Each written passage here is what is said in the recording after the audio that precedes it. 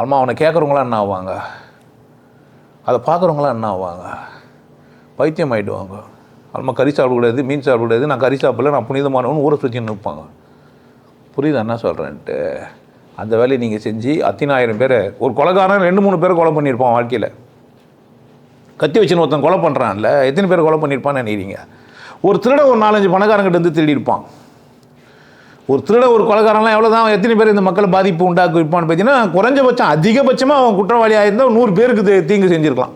100 பேருக்கு தீங்கு செய்கிறவர்களுக்கெல்லாம் இங்கே பில்லியன்ட் யாரும் கிடையாது. அதுக்குள்ளே அவன் கையங்களுமா மாட்டப்பட்டுருவான், இல்லை அவனே திருந்திடுவான், இல்லை அவனே தண்டிக்கப்பட்டுருவான், இல்லை அவனுக்கே பிரச்சனை வந்துடும், செத்தும் போயிடுவான்.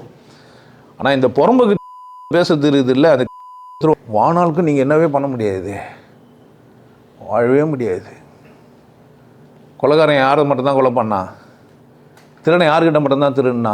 ஆனால் இந்த குருன்னு வந்து பேசுகிறவன் என்ன ஆகிட்டான்? அதில் வர உதாரணத்துக்கு என்கிட்ட சொல்லுவீங்க, அவரே சொல்லிடுறாருன்னுவீங்க. நான் ஒரு சின்ன ஆளா, ஜாதியில் மட்டமானவனா, ஆனால் என்ன பண்ணுவீங்கன்னா, உனக்கெல்லாம் அறிவு கிடையாது, அவரெல்லாம் பெரிய ஆளுன்னுவான்.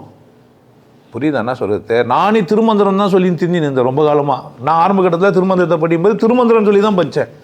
படிக்க தான் தெரியுது அது திருமந்திரமே இல்லை, சிவாகமம்ட்டு. புரியுதா என்ன சொல்கிறேன்ட்டு? அப்போ என்னை எவ்வளோ காலமாக ஏமாற்றினுக்கிறாங்க. இப்போ கூட எல்லோரும் மாற்றினாங்களா நான் சிவாகமம்ட்டேன்.